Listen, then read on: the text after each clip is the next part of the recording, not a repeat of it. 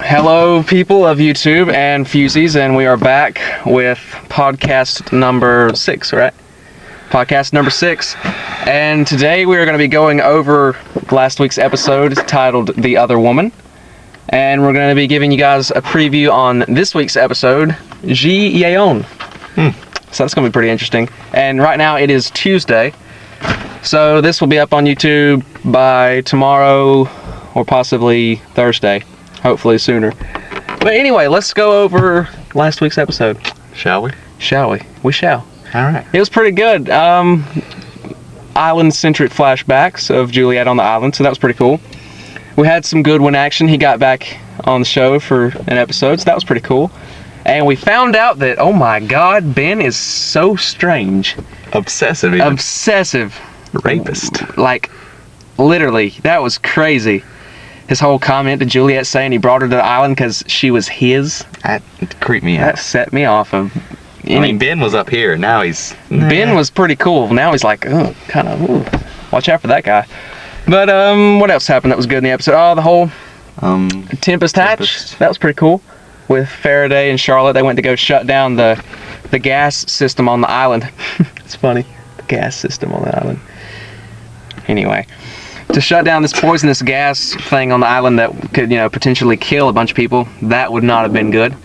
And, of course, all along, we were led to believe that they were there to actually set it off, but they turned it off so Ben couldn't use it. So, still, no clue if Ben is good or bad or what the whole deal on that is. We just know he's creepy. We just know he's pretty creepy, and he can deliver some memorable quotes. And he can carry linens like no other.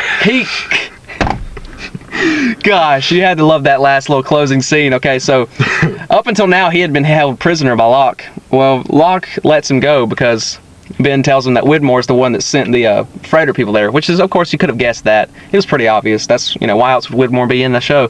Everything happens for a reason on the show. But, and at the end of the episode, Sawyer and Hurley are playing horseshoes, I think. Yeah. They're playing horseshoes. And then all of a sudden... Sawyer looks up and he does and Ben just comes walking by and says, "See you at dinner." Carrying his linens. Carrying his linens and clothes and stuff, and he just kind of waves and walks in there and then lost. And we're just like, what? Kind of a flip-flop from The Constant.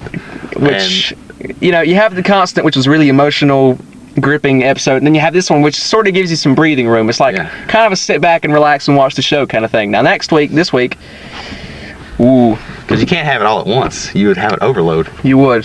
You need a peace time there in the middle. You have to have a little, kind of like a Trisha Tanaka is dead of this season. Very good. Which was a good one. That was a good one too. But that's from last season. We haven't done. It's in the past. It's in the past. But Is it? Yeah. Time.